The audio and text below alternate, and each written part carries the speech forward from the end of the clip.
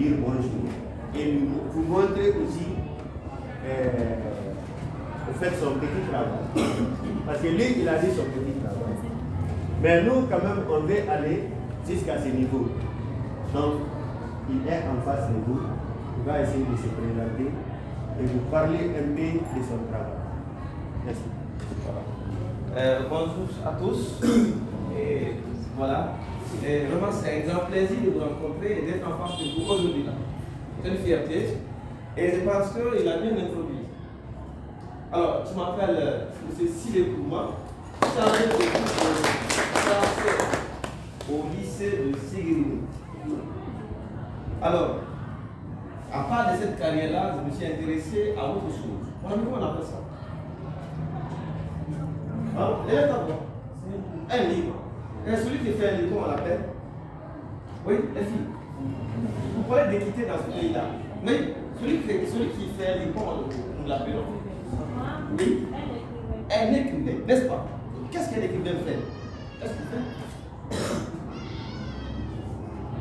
Ah, il m'a dit. Il écrit les textes. Il écrit les textes, n'est-ce pas? Oui. Ah. Des poèmes. Un écrivain aussi fait des poèmes. Merci. Alors, je pense que ici, c'est un même année, n'est-ce pas? Ah, là, c'est ça que le professeur de français fait lui. Parce que vous connaissez un écrivain. Et qu'est-ce qu'un écrivain écrit? Alors, pour écrire quelque chose, voilà, on s'intéresse quand même à un domaine.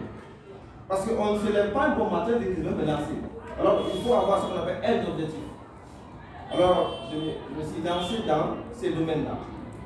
Quelqu'un peut me parler du nom d'un écrivain guinéen? Oui, oui. Ah, Kamalaï, n'est-ce pas? Ah, donc je pense que nous sommes fiers de parler de Kamalaï parce qu'il a fait un travail vraiment immense et un travail aujourd'hui qui est salutaire. Il est parti, mais l'œuvre là, l'enfant noir reste immortel. Sur lui, il est parti depuis. Mais partout où on parle de Kamalaï, on est fiers de dire ah, c'est lui qui a écrit l'enfant noir. Alors, dans ces domaines-là, nous sommes dit que, et ils sont partis, mais il faut une nouvelle génération qui doit continuer. Et là, nous avons tenté d'aller dans cette aventure-là. Et j'ai fait un premier geste, c'est dans un recueil de poèmes. Et ça, c'est un travail collectif. C'était pour un travail de groupe. On a fait des poèmes et ils ont choisi les meilleurs poèmes qui ont été édités par la maison d'édition les plus inspirés. Et je me suis dit que pourquoi ne pas aller seul aussi, voler de mes propres ailes. Et j'ai fait cette tentative-là. Et son nom c'est Les Nouvelles du Château d'eau. Un recueil de nouvelles. On appelle ça un recueil de nouvelles. Donc vous trouvez dans ça les thèmes les plus frappants, c'est-à-dire les thématiques qui touchent le pays. Par exemple, les guerres interethniques. Je me suis intéressé à ça. Pourquoi ça ne va pas des fois entre les ethnies? Des conflits, des babines policières. Des fois, quand il y a des manifestations, vous voyez le comportement de l'enfant de l'homme. Je n'ai pas passé sous silence, j'ai évoqué ça aussi. Le comportement aussi des chefs d'État aussi.